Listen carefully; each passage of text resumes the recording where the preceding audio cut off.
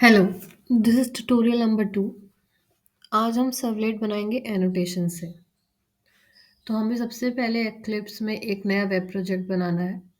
उस web project में कुछ भी नाम दे सकते हैं।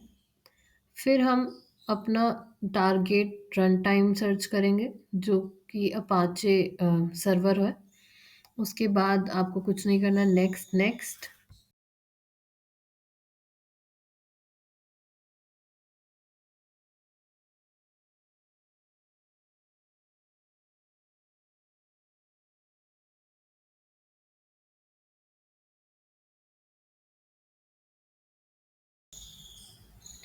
अब हमें एसआरसी में जाके एक एचटीएमएल पेज बनाना है। एसआरसी में वेब ऐप के अंदर ही एचटीएमएल पेजेस बनते हैं, ये याद रखना है।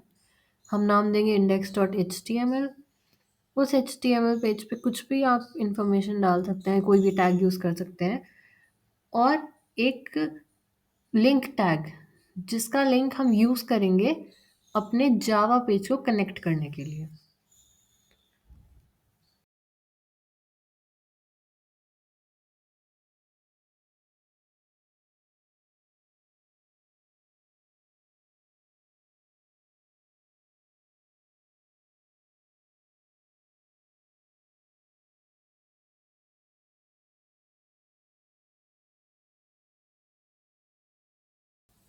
अब हम एक जावा क्लास बनाएंगे जिसमें सारी वर्किंग स्टोर होगी। उसके लिए हमें जाना है न्यू क्लास एंड हम नाम कुछ भी दे सकते हैं। पैकेज का नाम सर्वलेट अंडरस्कोर डेमो आ रहा है क्योंकि वो ही मेरा प्रोजेक्ट का नाम है। आप चेंज भी कर सकते हैं, इट्स अप टू यू। हम इसमें एक स्टैटिक मेन मेथड भी बना सकते हैं बट हमें इसकी नीड नहीं है तो हम नहीं बनाएंगे। एंड फाइनली ओके, तो class has been created.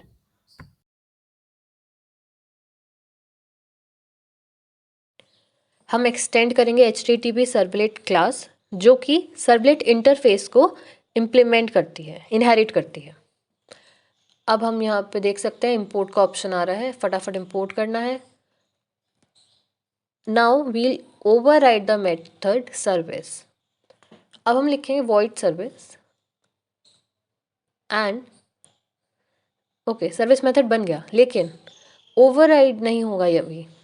Override क्यों नहीं होगा? क्योंकि सर्विस मेथड जो कि सर्वलेट के अंदर काम करता है, specially H T T P servlet के अंदर, वो कुछ पैरामीटर्स भी होल्ड करता है। तो हम उसमें पैरामीटर्स देंगे, H T T P servlet request parameter and H T T P servlet response parameter. Automatically आ गए हैं।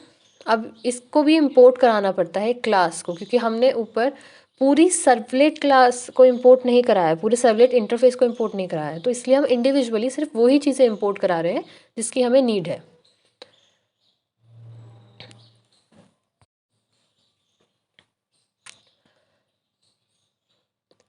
अब ये एक्सेप्शन भी थ्रो करता है, तो इसलिए throws servlet exception and IO exception. अभी सिर्फ सर्वलेट एक्सेप्शन है क्योंकि आईओ की इतनी नीड नहीं थी, तो हम सिर्फ एक ही करेंगे, काम चल जाएगा।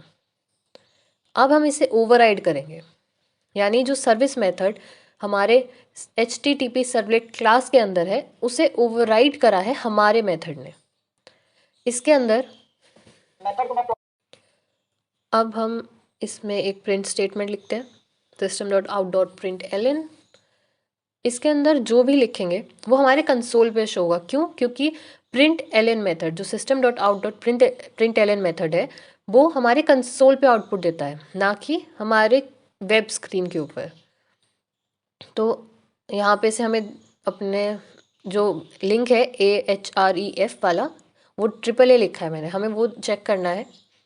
और यहाँ एक एनोटेशन यूज़ होगी वेब सर्वलेट, जिसके अंदर वो जो लिंक है हमारे वेब पेज पे, वो ट्रिपल ए, वो यहाँ पे यूज़ होगा। हम लिखते हैं सर्वलेट और ऑटोमेटिकली आप देखेंगे कि मुझे शो करने लगा है चेंज टू वेब सर्वलेट।